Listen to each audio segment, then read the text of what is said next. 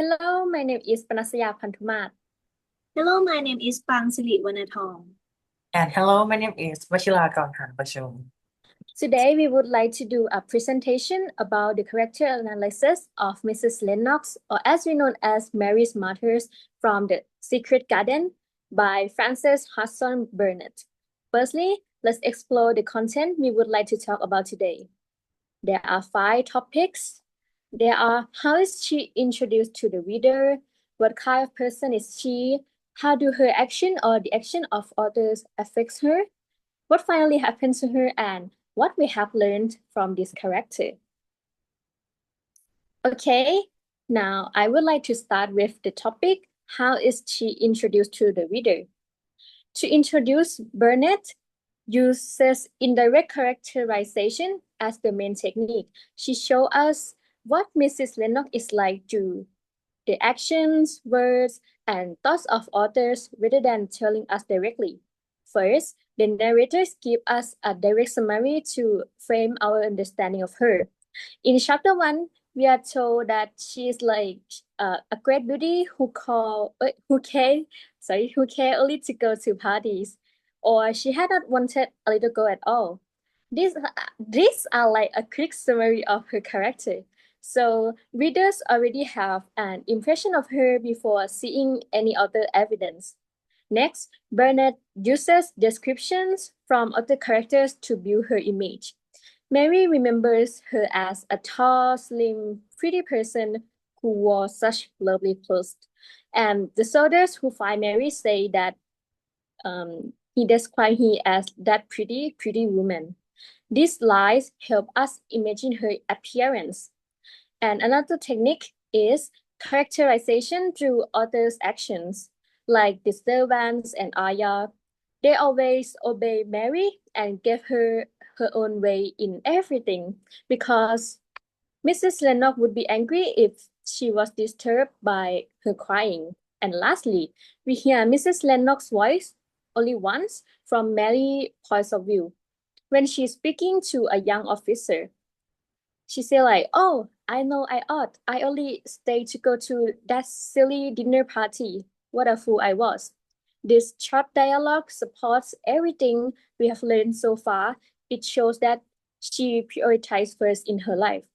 Next, I would like to talk about what kind of person is she. From all the evidence, we can clearly understand what kind of person Mrs. Lennox is. First, she is narcissistic and superficial. Her life revolves around herself, her beauty, and being seen in high society. She values appearance and social approval over real relationships, especially with her daughter. She is the upper class in colonial society where image and status matter more than family. Even during the cholera outbreak, she refuses to go somewhere safe just because she wants to attend a dinner party. This shows how much she cares about party and appearances more than her own safety or her child. And second, she lacks maternal love and instinct. She didn't just ignore Mary, but she never wanted her in the first place. Giving Mary to Aya is understandable, but totally ignoring her was completely passing off responsibility as a mother. Even during a disease outbreak, she doesn't show any concern for Mary. She only worries about how the disease will affect her own social life. And lastly, she is only known for her looks. People refer to her as the pretty woman, and most people don't even know that she has a daughter. Next, let's focus on how do her action or the actions of others affect her. First is social expectations. Miss Lennox's marriage may not have been based on love, but rather arranged for social status, like it's a common practice among the upper class or wealthy family at that time. So she also doesn't want to have a children, but feel pressure to have them because of the societal norms. As a result, she felt emotionally detached from her family, experienced inner conflict and resentment about living a life that she didn't choose. This led her to seek fulfillment outside the home instead of spending time with her family. Second, luxury and high society life. Socializing may have been considered as a duty for upper-class women at the colonial era, but in her case, it went beyond that. She likely to use the parties or the luxury as a way to escape her dissatisfaction. She gradually placed more importance on outward appearance than on her personal responsibility, such as her role as a mother. Third, neglect of motherhood. From not wanting a child, she ended up delegating all parenting responsibility to the servant. Not only just indifferent to her daughter, but sometimes she even irritated or dismissive, not wanting the child to interfere with her life. So it ended up that Mary grew up with no emotional bond to her mother, and also calling her mother Mem Sahib instead of mother, as she was raised through the lens of the household servants. Also, many people around Mrs. Lennox didn't know that she had a child. And for those who saw her as a woman who more concerned with beauty than motherhood. Mrs. Lennox may not have physically harmed her child, but her emotional neglect left lasting scar on Mary. Sadly, parental neglect isn't fiction. In a case from Ohio, there's a woman who was sentenced to life in prison after her toddler died from starvation alone at home while she was on a 10-day vacation, and also post a photo with caption, "The time that is enjoy is the true time lived." It's a shocking example of what can happen when the parent completely abandon their responsibility. While Mrs. Lennox's story is subtle, the core of the issue is still the same. When a mother turns away, a child is left to suffer in silence. So we can see that Mrs. Lennox is a woman trapped by society's expectation, living a life she didn't choose. She sought escape in beauty and luxuries, but neglected her duties as a mother and meaningful relationships. This action led her to become disconnected from her child, family, and also her own self.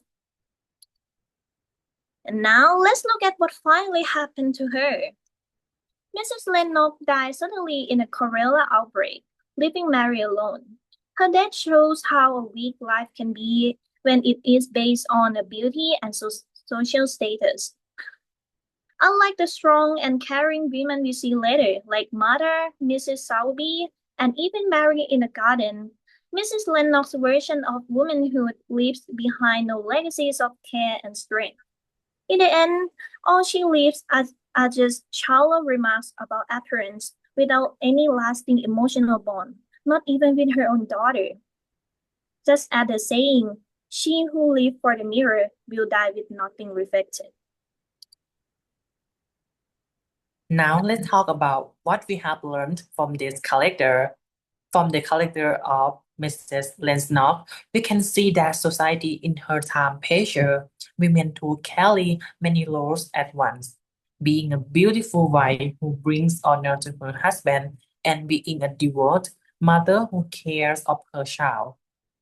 In reality, these roles often conflicted with one another, because cold care for her child could mean sacrificing the beauty that society expected her to maintain.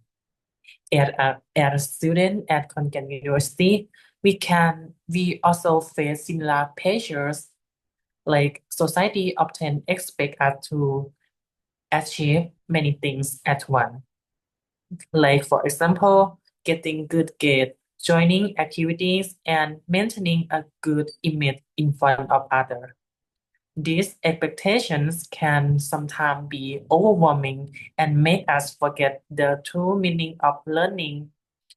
So by reflecting on Mrs. Lennox's story, we can realize that we should know how to prioritize what is truly important and not let social pressure decide our value too much.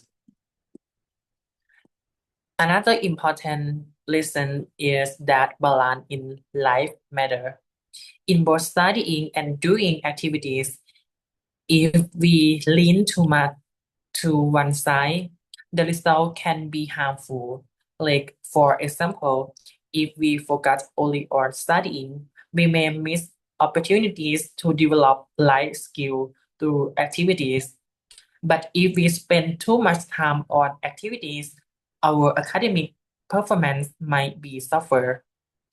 Mrs. Lennox herself focused too much on social life and her image, which made her neglect her role as a mother. Therefore, as students, we must learn to find the balance in our life.